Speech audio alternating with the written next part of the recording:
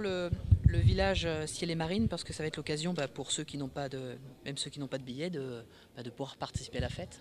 Oui, tout à fait, puisque ce village va rassembler pratiquement toutes les sections. Il y aura beaucoup d'animations, beaucoup de possibilités de participer pour les jeunes. Il y aura aussi des séances de dédicaces, que ce soit avec le hack handball féminin, que ce soit avec bien sûr nos joueurs actuels, mais aussi tous les anciens joueurs qui seront là et qui se promèneront et dont les gens pourront prendre des photos et se faire dédicacer bien sûr tout ce qu'ils souhaiteront. Donc c'est vraiment une fête pour tous et pas simplement pour ceux qui auront leur billet de match, mais au contraire, nous attendons tous les Havrais, tous les gens de la région qui ont envie de participer à cette journée, puis prendre du plaisir avec leurs enfants, parce que c'est ça qui va être important. Et ils vont pouvoir participer à des activités de toutes les sections. Ça va être une grande amplitude, toute une journée. Alors ça démarrera à partir de 14 heures, ce village, et bien sûr toute la fête durera jusqu'à la fin du match qui se terminera vers 22 heures le soir.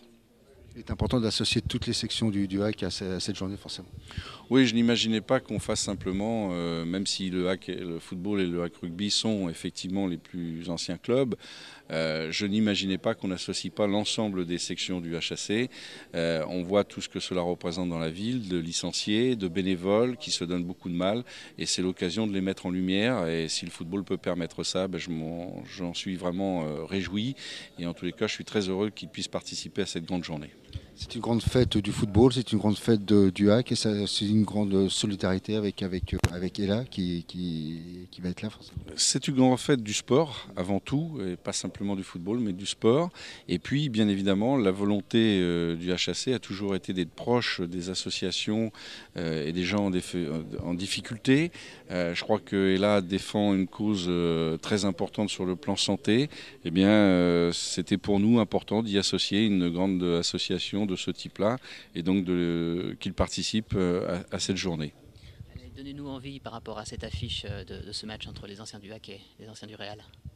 Écoutez, d'abord dans les joueurs français, il y aura Alain Caviglia, il y aura Christophe Revaux qui va rechausser les crampons, peut-être Vicage Dorasso qui jouera, Jean-Alain Boumsong, et puis je vais en oublier parce qu'ils seront aux alentours de 34 à participer à ce match, Alain Casanova, Jean-Pierre Delaunay, Thierry Huvenard, etc., etc.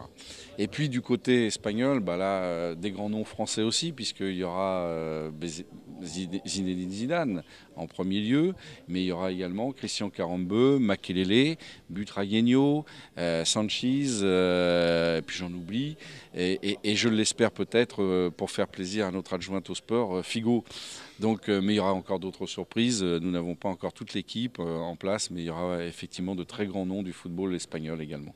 Et qui va diriger tout ce beau monde sur le banc? Alors pour ce qui nous concerne, il y aura Didier Noto, entraîneur emblématique qui a fait partie de la relance du HAC, de la première montée en Ligue 1.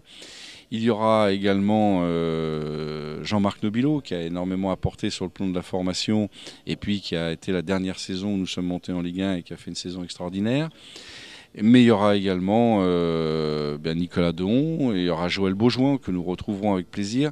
Et puis il y aura d'autres entraîneurs qui seront présents sans être sur le banc. Je pense notamment à Léon Slavagne que nous souhaitons voir présent parce que n'oublions pas qu'il a été à la base du renouveau du HAC.